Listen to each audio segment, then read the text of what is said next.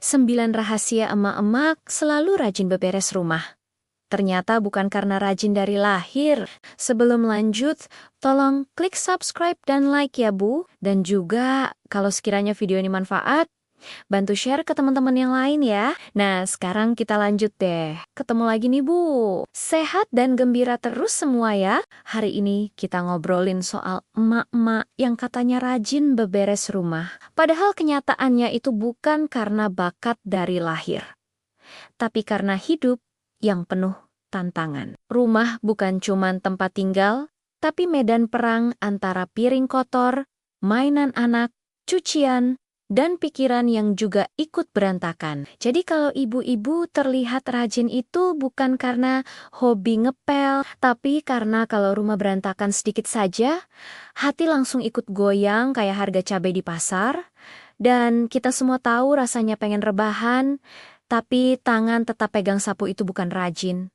Itu refleks bertahan hidup. Materi ini penting banget karena kondisi sekarang bikin ibu-ibu makin multitasking. Kerjaan rumah gak pernah habis, tuntutan makin tinggi. Tapi apresiasi kadang cuma lewat tatapan kosong dari keluarga yang mikir rumah rapi itu muncul sendiri, kayak sinetron. Padahal di balik lantai kinclong ada punggung pegal, emosi yang ditahan, dan senyum yang dipaksa. Jadi kalau hari ini ibu merasa capek, itu bukan tanda lemah, tapi tanda bahwa ibu sudah kerja keras. Dan cerita ini bakal ngebuka mata bahwa rajin itu bukan soal karakter, tapi soal sistem hidup yang kita bangun tiap hari. Sebagai pengantar yang valid, riset dari American Psychological Association menjelaskan bahwa lingkungan rumah yang rapi dan teratur bisa menurunkan stres dan meningkatkan kesehatan mental.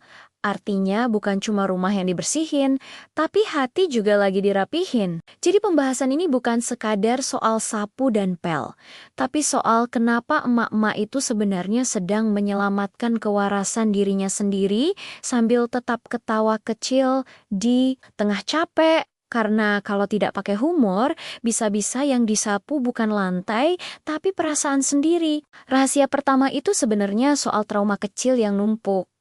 Jadi kebiasaan besar, emak-emak pernah ada di fase rumah berantakan, anak rewel, suami pulang, nanya makan apa, kita masih pakai daster bau bawang. Hati langsung pengen logout dari dunia, bersih-bersih, dari situ otak emak-emak belajar. Jangan biarin berantakan terlalu lama. Soalnya, makin lama dibiarin, makin bikin jiwa kelelahan. Jadi, begitu lihat lantai, ada remah roti, 1 biji aja, rasanya kayak lihat mantan lewat depan rumah. Langsung deg-degan, tangan, refleks, nyapu sendiri. Padahal, badan pengen rebahan. Rahasia kedua itu bukan karena kita cinta kebersihan, tapi karena kita nggak kuat lihat chaos terlalu lama. Emak-emak itu sebenarnya hatinya pengen santai, pengen minum teh sambil scroll drama. Tapi kalau lihat piring numpuk di wastafel, rasanya kayak lihat cicilan belum dibayar. Bikin gelisah. Akhirnya kita berdiri lagi, nyuci sambil ngeluh, ngomel sambil ngucek piring. Itu bukan rajin, tapi karena pikiran kita nggak bisa tenang sebelum sesuatu beres. Rahasia ketiga itu hasil dari pengalaman pahit yang bikin kapok. Emak-emak pernah nunda beberes pagi karena mikir nanti aja. Siangnya rumah makin keos, anak makan biskuit sambil jalan, rumahnya kayak peta dunia. Sore, tambah pusing, malah marah nggak jelas. Dari situ kita belajar mending capek sedikit di awal, daripada emosi seharian. Jadi sekarang bangun tidur bukan cuma mikir kopi, tapi juga mikir sapu. Rahasia keempat itu soal hubungan antara rumah dan hati.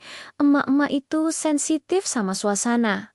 Kalau rumah rapi rasanya dada lebih lega, napas lebih panjang, pikiran lebih jinak. Tapi kalau rumah berantakan, hati juga ikut ribut. Lemari penuh, tapi nggak tahu isinya apa. Meja penuh, tapi nggak tahu barang siapa.